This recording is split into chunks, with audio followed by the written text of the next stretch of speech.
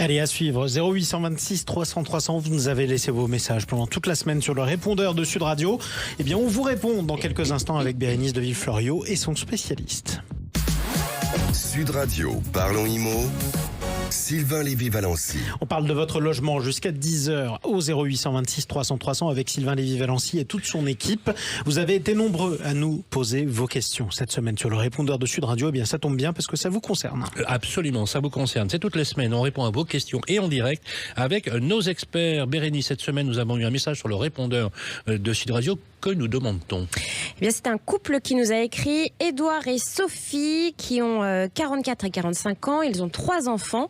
Ils ont acheté il y a 5 ans l'achat de leur vie, un appartement de 80 mètres carrés à Bordeaux. Alors, ils l'ont acheté en VFA. VFA, qu'est-ce que ça veut dire ? C'est vente en l'état futur d'achèvement. C'est-à-dire que l'appartement qu'ils ont acheté n'était pas encore construit. C'était sur plan. Ils ont acheté un appartement qui allait sortir de terre.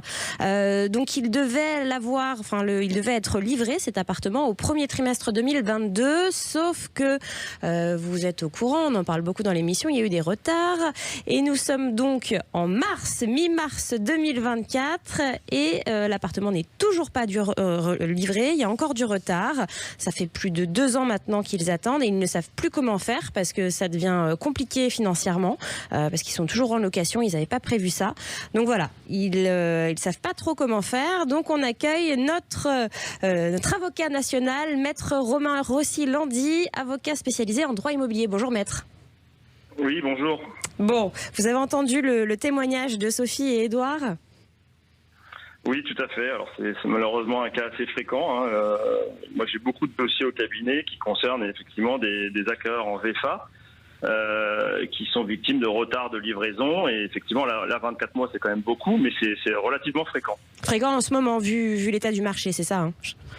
Oui, alors ça a toujours existé à mon avis, notamment depuis la crise sanitaire, ça a quand même été un bon prétexte pour les promoteurs aussi pour faire traîner les chantiers. Mais là, je sais que ces derniers temps, avec la crise de l'immobilier qu'on rencontre, etc., les retards se multiplient, et effectivement les dossiers aussi. Et alors concrètement, c'est dû à quoi ?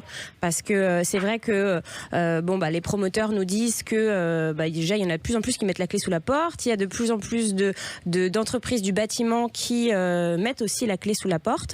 Donc qu'est-ce qui se passe selon vous ?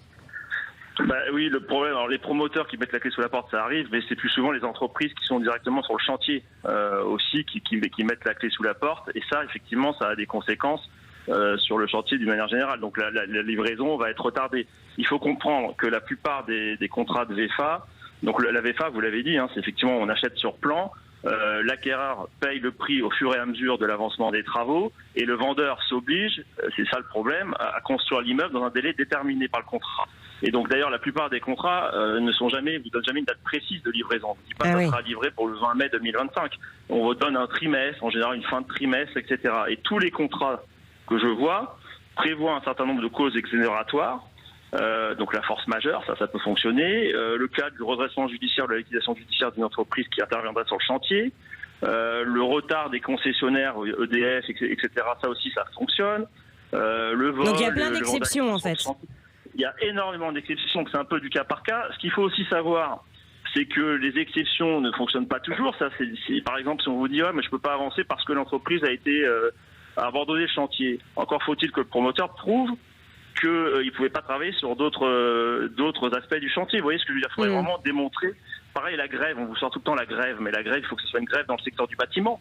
Les intempéries, il faut qu'elles soient exceptionnelles parce qu'il fait mauvais, par exemple, en région parisienne, on le sait. Donc la pluie, ça ne suffit pas. Et donc là, concrètement, qu'est-ce que peuvent faire Sophie et Édouard ? Vous l'avez dit, si dans le contrat, il y a plein d'exceptions, etc., ils peuvent rien faire en fait. Non, et on peut toujours faire quelque chose, Dieu merci. Alors, je vous dis, c'est pas parce que le contrat prévoit un certain nombre, il y a plein de clauses qui sont souvent pas abusives, mais qui sont des clauses de style et qui sont pas applicables au cas de dossier. Par exemple, voilà, je vous l'ai dit, effectivement, l'abandon de chantier, si effectivement le promoteur ne démontre pas que ça a conduit effectivement à une interruption, ça ne fonctionnera pas. Et puis il faut que le promoteur informe. La plupart du temps, moi je constate que dans les dossiers, il n'informe pas les acquéreurs. Ah oui. Donc s'il n'a pas informé les acquéreurs, il commet aussi une faute, il ne tient pas au courant des difficultés que lui-même il rencontre sur le chantier. Donc ce qu'il faut faire, c'est en amont, moi déjà, il faut prévoir des pénalités de retard dans le contrat, parce que en matière de VFA, ça n'est pas prévu, ça n'est pas obligatoire, contrairement aux contrats de CCMI qui sont, eux, prévoient obligatoirement des pénalités de retard. Donc déjà ça, c'est pas mal de le prévoir. Donc ça, c'est avant ensuite, d'avoir signé le contrat. Faut prévoir. Donc un couple qui veut acheter un appartement en VFA, donc en vente en l'état futur d'achèvement, faut qu'il prévoie dans le contrat des pénalités de retard pour le promoteur. Oui, par exemple, pour les contrats de CCMI de construction de maisons individuelles, la loi prévoit une pénalité de retard de 1/3 millième du prix par jour de retard. Il faut faire la même chose pour une VFA, ça c'est en amont. Après, quand il y a des retards, il faut faire constater le retard par un huissier de justice, assez facile. Et ça coûte pas très cher, ça. Non, c'est pas très cher. On tente une mise en demeure auprès du promoteur en disant, écoutez, vous êtes en retard, vous avez 2 ans de retard. Moi, je demande à être indemnisé. Alors, je ne sais pas quelle est leur situation. S'ils ont dû payer un double loyer, ça fonctionne assez bien. En général, on arrive à se faire indemniser. Bah oui. Les frais intercalaires, par exemple, ça aussi, on peut le faire, on peut le demander. Moi, je l'ai obtenu souvent de façon amiable. Et si malheureusement le promoteur ne veut toujours pas discuter, moi, je conseille d'attendre la livraison.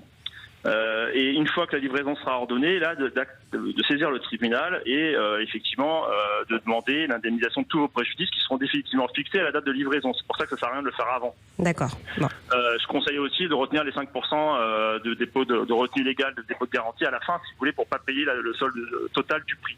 C'est un moyen de négocier aussi avec le promoteur.